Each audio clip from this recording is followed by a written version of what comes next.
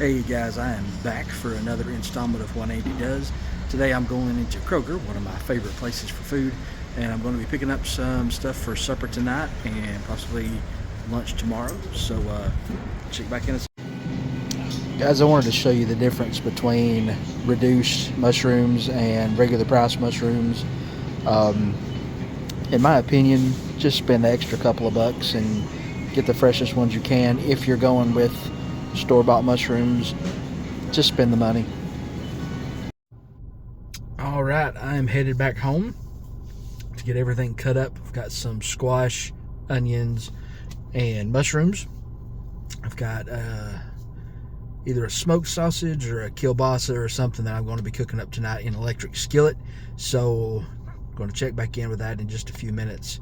Electric skillet is one of my favorite ways to cook, and I'll go over that when things are going down.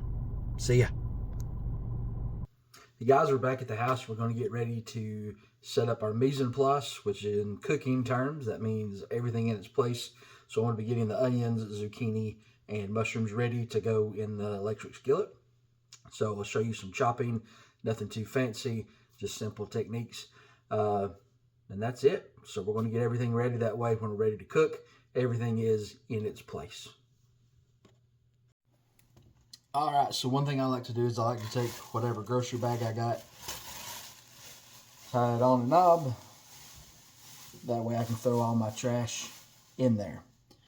So we're going to start breaking down these onions. We're not going to do a dice.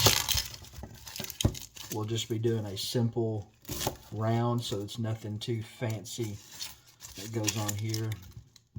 Normally you'd want to take more care, but as we're going to be doing just the rounds, or not really rounds, the half moons, don't have to be too cautious about the size or anything like that.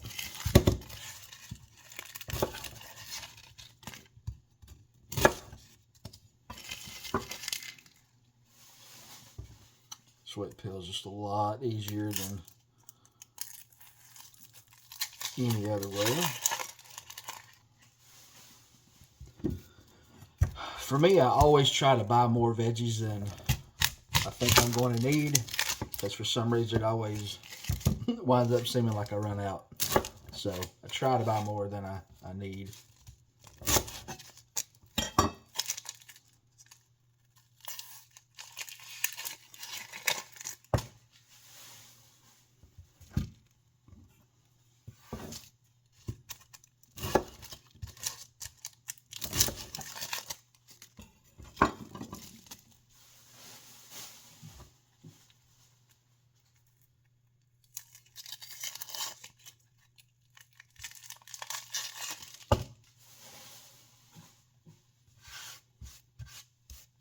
Cleared away. And so just simply, we're going to be cutting these just half moons.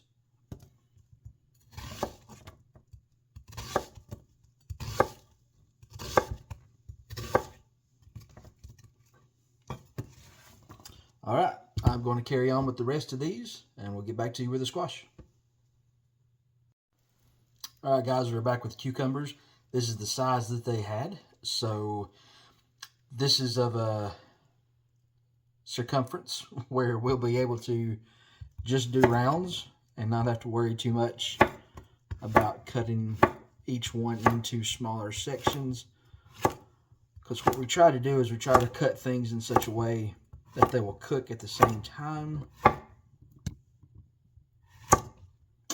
So that is the first one down. I will get the next one cut and meet you back in just a few minutes. All right, guys, we're going to be prepping our kielbasa the same way that we prepped the zucchini, just cutting it into rounds to make it cook more evenly, and also to help render out some more of the liquid, because we'll be cooking the sausage first to get some of that fat out. That way we can have some more flavor when we're cooking the veggies. Finish cutting this up, and we'll be right back. All right, sausage is in the pan, and as any time where you're wanting to render the fat, you start with a cold pan. So we'll get these going and get some of that fat rendered out. We're not really looking for color at this point, because what's going to happen is we will get the necessary fat we need out of this to cook the veggies. We'll probably have to add a little bit of butter. We don't want anything to burn at this point, because the veggies are going to have to be in there for a while. Because moisture, water in particular, is the enemy of browning. So we need to cook those veggies for a while, and we don't want anything to burn. So those solids that'll come out with the fat will burn, and you do not want that, because burnt food is not good food. So we'll start this in the cold pan. We'll get some of that rendered out and come back in just a few minutes.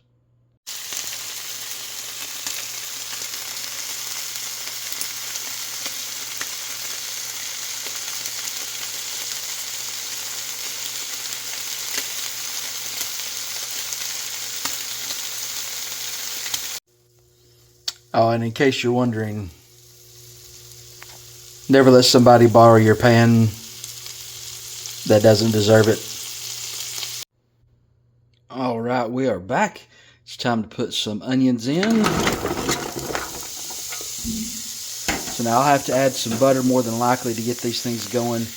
One thing that I mentioned earlier is we have to dry that water off, because it is the bane of browning. So we're going to salt these fairly well. Now you want to be careful and not salt too much. You see that? That's bad. We don't want that root in there.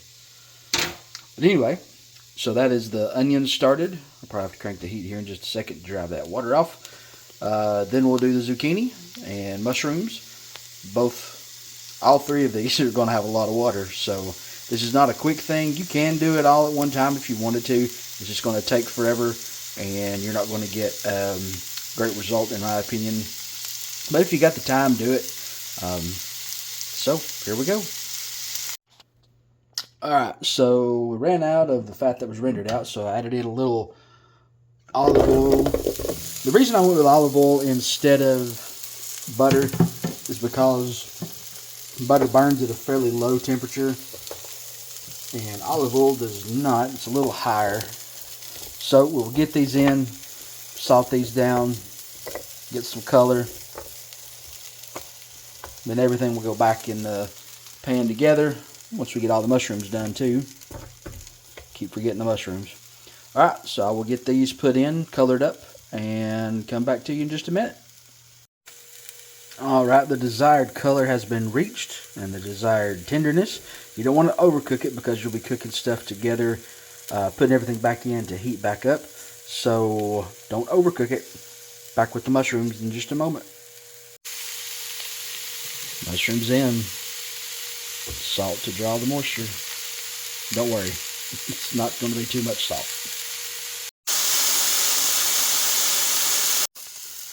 Alright, so the mushrooms are almost done, so I've added in a little butter to reduce the heat.